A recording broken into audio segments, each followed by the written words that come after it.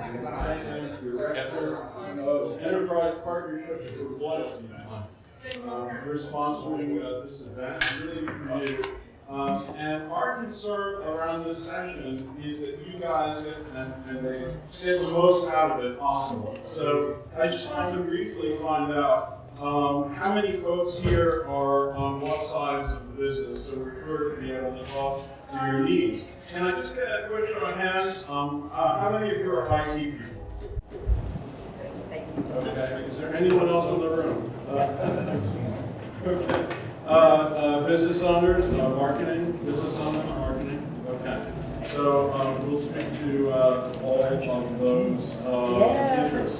PK has been through 3 generations of mobile app and has learned from each experience. And with that, I will turn it over to PK, and he can bring you through those mistakes. Ladies and gentlemen, this app is able to be downloaded through our mobile app right now. So if you want to see this presentation, you can download our app and you can get a link to it through there, or also through balancegrill.com/MURTEC. Back in 2010, I co-founded a fast casual Asian fusion brand with an undergraduate classmate of mine who came from a family of restaurateurs. Together, we created a restaurant concept with a focus on fresh, customizable, and clean dining in a minimal and modern environment.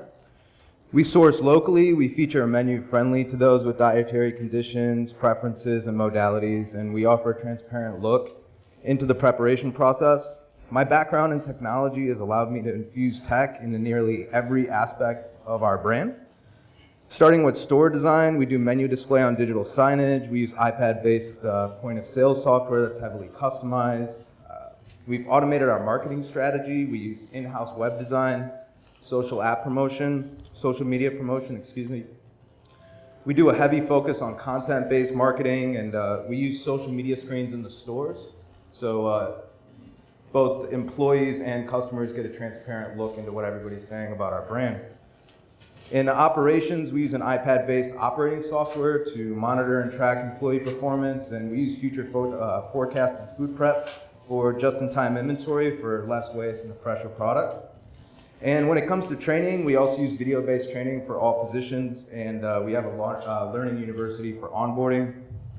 Based on this incorporation of technology into nearly every aspect of our brand, our customer base really expects a state-of-the-art digital experience.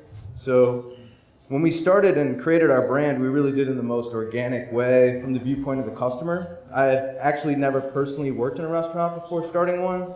And when we were researching and creating our concept on paper, my partner and I, we traveled and tried all different types of restaurants. We really stumbled into the fast casual segment. We didn't study market trends or anything like that. We created our concept by making a list of things we didn't like about other restaurants. And we made that list of mistakes, and there were things that we thought they were making, and maybe it was a little naive at the time, but we created a highly successful chain of restaurants based on this method of trying to fix those mistakes. So one of our core philosophies is Kaizen, which is continuous improvement, and we like to seize every mistake as an opportunity for growth. So that's why I'm here today. I'm here to share with you some of the 10 mistakes that can ruin launching of a new mobile app for your brand and how to avoid them. We're fairly early in our growth plan, and we only have a handful of locations, but our small footprint's really given us the opportunity to experiment. We've made 3 attempts at launching a mobile app. 2 of them have been released to customers, and along the way, we've seen some marginal success.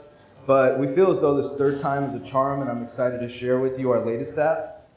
So depending on your brand's history with mobile apps, your demographics, your store count, your growth strategy, you may find that we face different challenges. But at the most basic level, we all want the same result. We want to increase our top line by creating value for our customers. I'm going to be sharing our story, and along the way, I'm going to be sharing some of the mistakes we've either committed or avoided. So I'm going to start the story all the way back in 2013 when we first wanted a mobile app for our brand. We wanted to drive revenue, and we thought in really simple terms that a mobile app was really for online ordering only. We wanted a low-cost, a foolproof app, and something that would have minimal issues for both customers and our staff. And we wanted that app really quickly, because who doesn't? So we settled on a templated mobile app that allowed us to add our own logo, to launch an app on the iPhone and Android marketplaces with our brand name on it. And we got out there. And about 6 weeks later, we had our app, and it was on those marketplaces, and we focused really on driving customer engagement within the app. Within 2 years, we hit some really great goals that we wanted to at the beginning. We got a total of 15% of our revenue coming in just through the mobile app platform. And we had about 3,000 active users. And our Yelp and Google reviews were filling up with positive customer experiences based on our concept focus on quick and healthy takeout. Along the way, we learned how to promote our app to our customers, and we learned who our customers were that were using the app, and a bit about what they liked off of the menu. But more importantly, we learned their preferences. They wanted a totally different type of experience than the person who's waiting in the line or calling in off of the phone.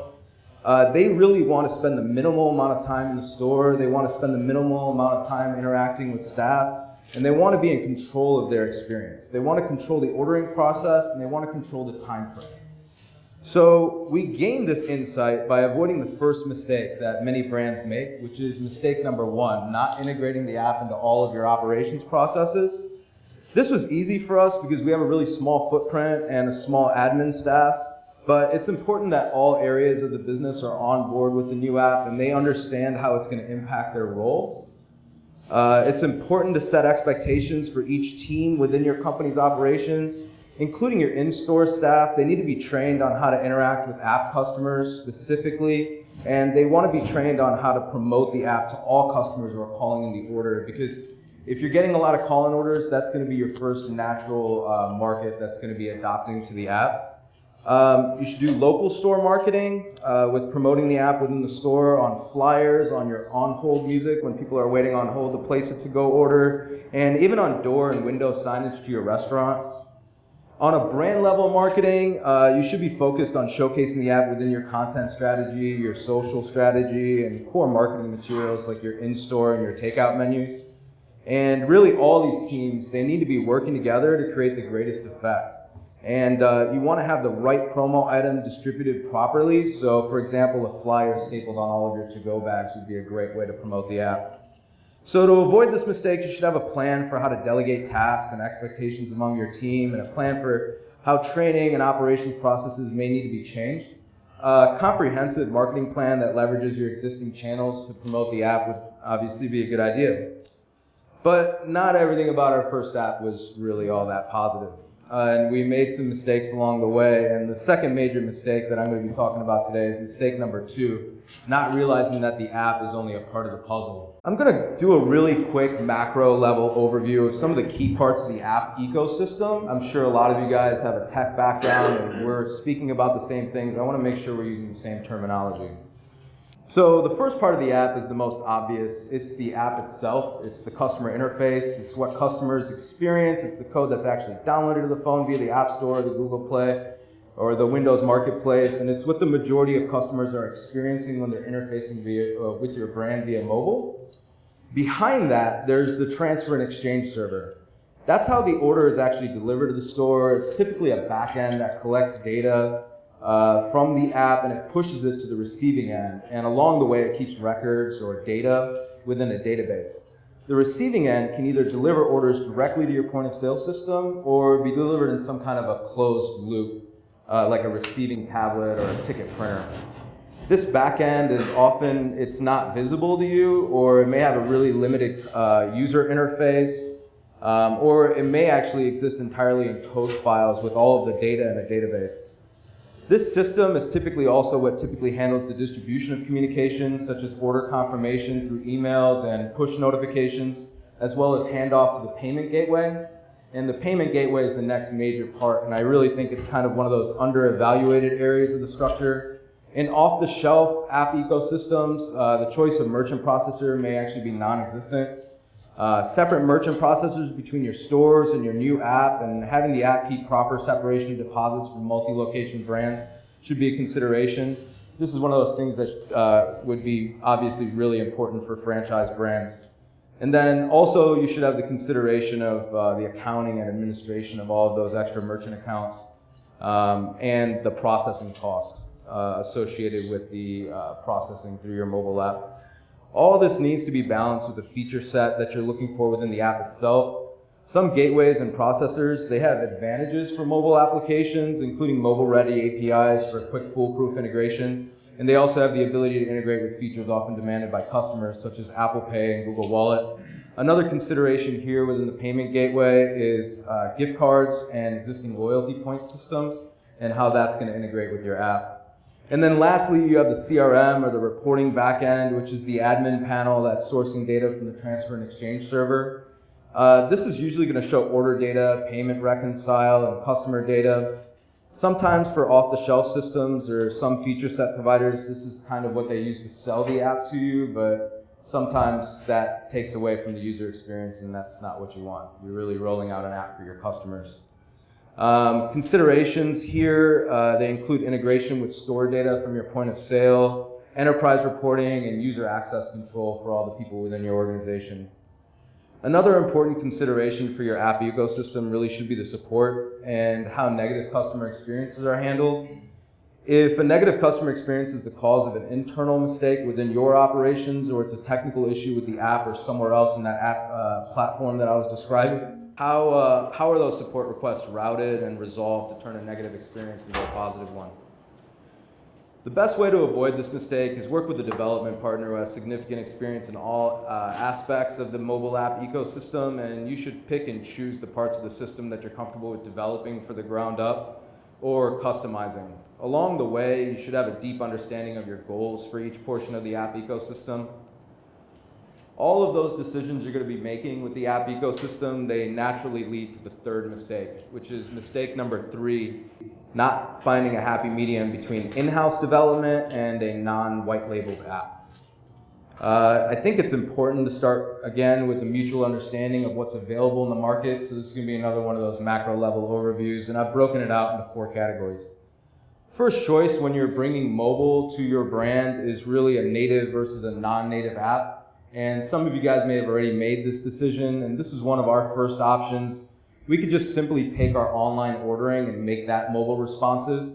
And you can either distribute it as a web application, which would have a link like added to your home screen, or you can do it through a really simple app, which is just a browser or frame. It's fast, it's cost effective, but it's really not a true mobile application, and therefore has limitations on UX and capability. However, this is typically functional across any device, any platform, and it limits the complexity of all the moving pieces that you have with your mobile app ecosystem. Some exciting developments are happening with web application, and this choice may become relevant in the future, but for right now, native is pretty much the only way to go. When you get into native, your first stop would be a templated app, and this was our first app that we did. It's minimum customization, there's no real integration options with the point of sale or with other platforms. It has immediate setup and deployment. The apps are ready to roll. It's off-the-shelf applications that require minimum setup time, minimum cost, and there's minimum potential technical issues. However, they also offer minimum customization and a minimal choice of payment processor. And they often have generalized feature sets that may or may not match your brand and all of the objectives that you have with rolling out a mobile app. Your next option is a feature set custom app. This is working with a developer who's done this a few times for a few other restaurants. It's usually a white labeled app. There's some custom integration options here. And some of those feature sets that they've built in the past, they can be reused, so you can leverage that. The transfer and exchange server that I described earlier, usually it's pretty sophisticated and it's stable. And the back end, the admin panel I was talking about, is typically complete with a variety of data points and reports. The majority of often used features for the mobile application, such as the ordering interface, are already built out and stable, and they're offered in modules so that you can kind of customize it to what your brand objectives are. Custom development of additional modules may be possible. This option has less upfront cost than a completely custom app, and it has a fixed monthly cost that sometimes varies with the feature set. Your fourth option is kind of diving off of the deep end. It's getting into complete development. And here you have limitless choice and limitless costs. This can be costly in both time, upfront, and annual expense.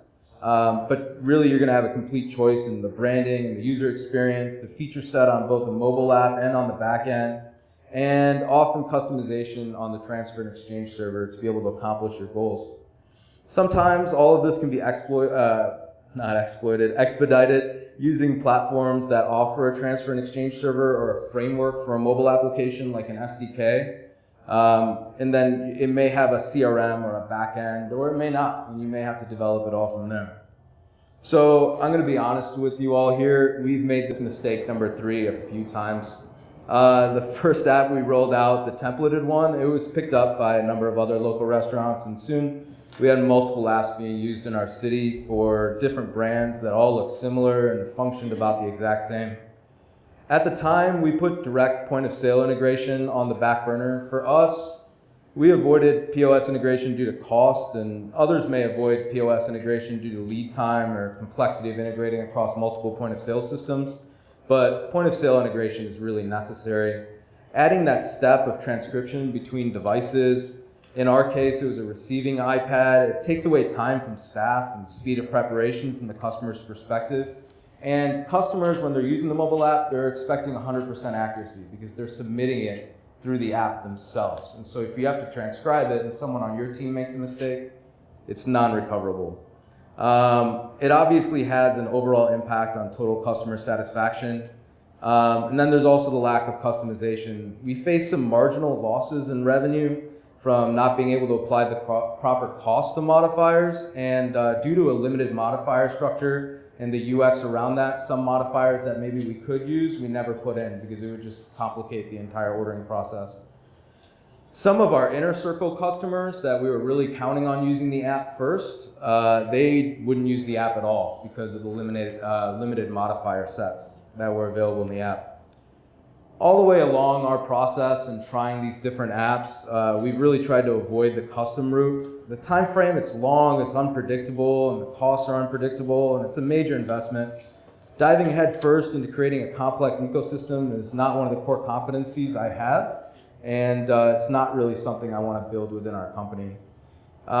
It was a lot of risk, and for us, without having a tangible result of what it was going to come out functioning like, that we could point to at the start, made it difficult to kind of jump into that.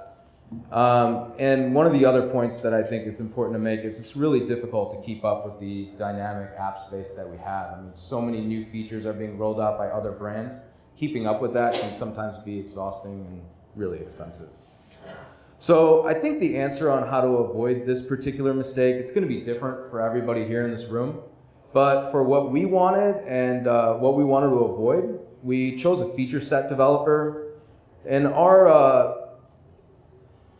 customer display, what we were looking for was some really good user experience and a rich visual design that allowed our content to shine. We wanted a choice in payment gateway, but we didn't want to get too deep into the transfer and exchange server outside of branding and design of the automated communications, such as order confirmation emails or new user signups.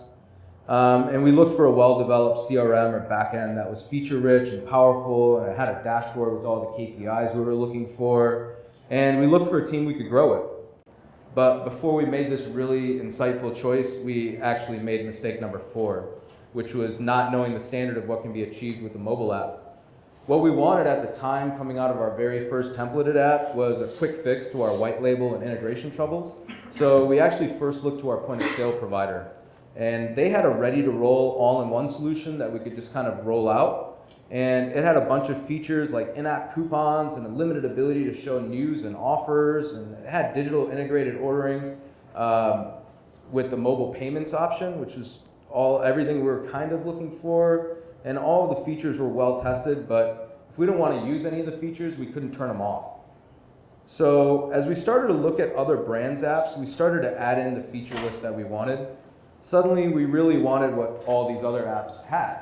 They had an integrated loyalty program, they had digital and linked in-store gift cards, and we wanted to automate our marketing using the app to create really targeted campaigns.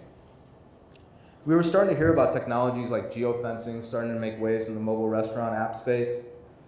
So we avoided the mistake of not knowing what can be achieved with a mobile app simply by learning what others are achieving with their mobile app, and looping back to what I was stating earlier about building a list of what we wanted to achieve. When we settled on our third apps development partner, we also looked at their roadmap for the next year and what they wanted to achieve. No matter what, it's going to end up being a marriage if you decide to go with the third-party developer. And no matter what you do, as long as you guys have similar goals, it's going to kind of help avoid divorce at some point in that marriage. But the reality is divorce happens. And you don't want to be stuck by making mistake number 5, which is being afraid to switch from your old app. So if your current app isn't performing for your business and you're receiving mediocre or negative customer feedback, it's about time that you switch. You shouldn't be afraid to make a change. You can always beta test the new app to a specific group to gain some feedback prior to a big launch. You can even pilot the app in one store or in one market to make sure it's been rigorously tested. And even if you don't have publishing rights on the app marketplaces so that it just pushes an update to the app, it's really not that difficult to get customers to download an entirely new app, as long as you do 2 things. Number 1, you've got to solve all the common issues that customers are reporting with your current app. And number 2, you've got to give them something new. And it's really not that hard to achieve that because you wouldn't be looking at getting a new app if you didn't want the exact same thing. So as long as you're achieving that, you're going to give the customers what they want and they'll download that new app. So the second app that we built with our point of sale provider, the quote unquote white label one, it only fixed some of our common issues that the app users were facing, specifically regarding modifiers. But due to its limitations on its UX that I was describing earlier, it just didn't come out looking great. And generally, it didn't offer something new. So we never ended up launching that app. So now we're on app number 2 and still back to app number 1. And we're back to the drawing board. This is the 3rd time around, and but this time I had made a few mistakes, and I had my list of what I wanted out of the new app. I knew based on my brand's history of not offering any other incentives such as coupons or happy hour specials that a loyalty program would definitely get customers to download the new app. I found a feature set developer with a strong background in loyalty and had completed or could complete all of the items on that wanted and feature list that I was talking about earlier. Along the way, I had a realization, this macro level overview functionality that I really wanted to achieve out of the app.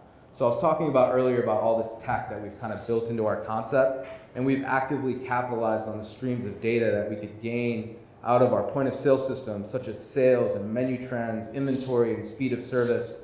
And then we also use that employee task tracking software, and we get a really rich granular flow of data out of that. That's actually allowed us to eliminate district managers in favor of a single data analyst because he can just watch everything that's coming out of these 2 different systems and then distribute the communication back through a 3rd stack. We use Slack for communication. So you can use a cloud-based communication to do that. And what I really wanted out of our next mobile app was this fountain of data on our customers and customer experience. So we have one for sales and operations, we have one for employees, and I wanted one for customers. And we wanted to get all these data points about every customer's experience with our brand. So in order to achieve this goal, we needed to avoid mistake number 6, which is not trying to track every customer transaction. I think a goal that should be on everyone's wish list that I was talking about earlier is 100% customer adoption of the app. So all of your current customers hopefully should have the app downloaded on their phone.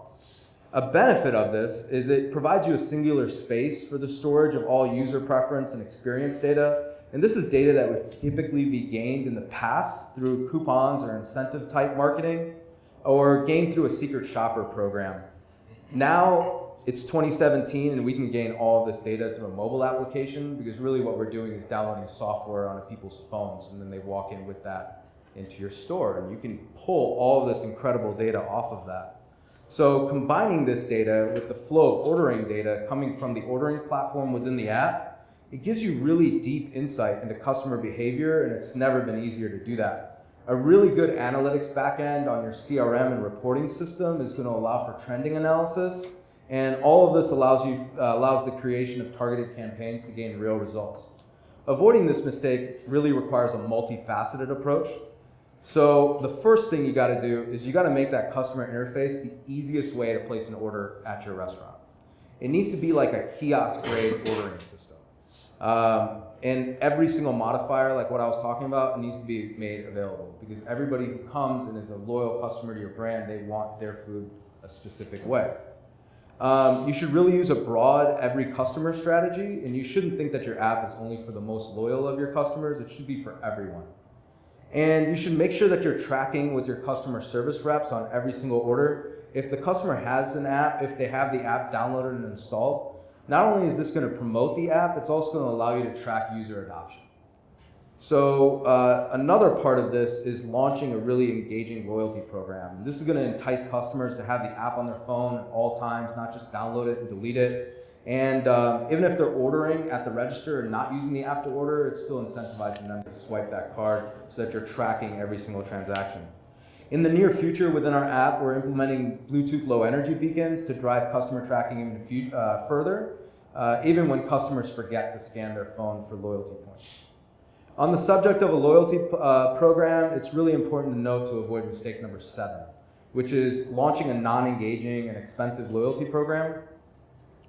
In-app coupons and simple punch card loyalty programs, they have low user engagement, and loyalty programs that focus on creating a consistent discount, they end up actually creating loss in the long term because you're losing money from loyal customers and simultaneously you're devaluing your brand. In order to avoid this, at Balance, what we did is we created a loyalty program that has a really simple earning mechanism, and we combined that with this points redemption marketplace. And within that marketplace, what we offer are items that are complementary. In our menu, that would be like snacks, bubble teas, tacos, and we also offer things like t-shirts or other branded apparel through the points. And we also offer tickets to events that we attend or we sponsor. And this continues to drive brand engagement and it allows us to penetrate even further into the community. We had a pretty good idea by now of what we wanted our app to do, but when it came to how the app looked, we really wanted it to be continuous with our website, our digital menu screens, our social media. So what we wanted to do here was avoid mistake number 8, which is not communicating visually with the customer. Our general viewpoint with the feature set that we were building was to create a channel for our customers that was equal to social media or an in-store visit. We wanted a visual experience. The last 2 apps that we built, the customers, they were primarily reading text. Our marketing strategy at Balance has always been media-based. So we have a lot of content to display. We have a photo and a short video for every single menu item that we have. And we also do great content for our social media channels, including photos, animated GIFs, and short videos, kind of like what you see there on the left side. We wanted the app to be able to distribute all of this content as well as create special content just for the app in the future.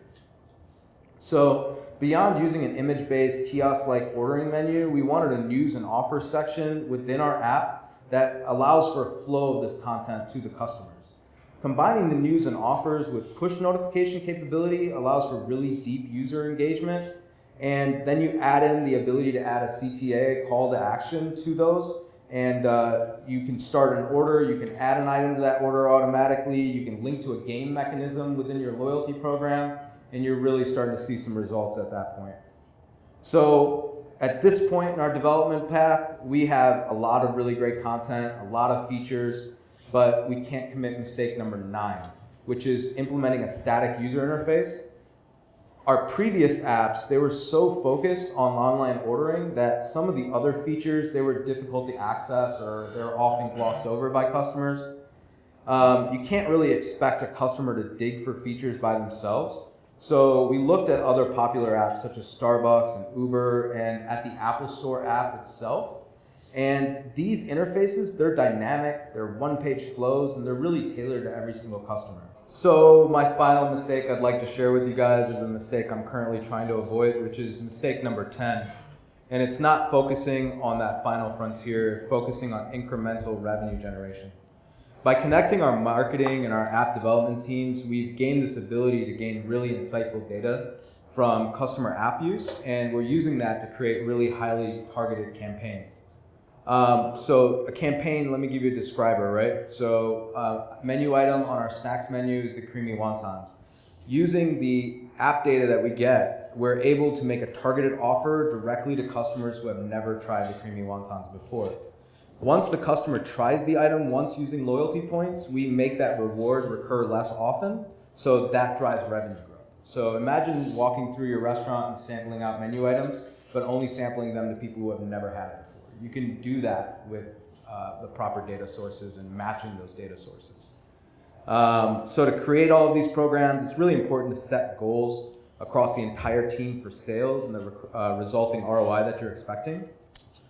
So these are my 10 mistakes, and I really view them as learning opportunities. I appreciate your time and your attention as I shared my journey with you, and I hope a few of these points were of benefit to you. Success I've really found is a moving target, especially somewhere in the link between the restaurant and the technology industry. At this point, I feel though that we've achieved success with our mobile app, and I'm really thankful to have this opportunity to share that with you. So I'd like to share a little bit of our app with you right now. We made this short social media marketing piece that we created to advertise our new app to customers. I'm an Apple fanboy, if you can't tell, and I love Johnny Ives, so hopefully you guys see the reference in here.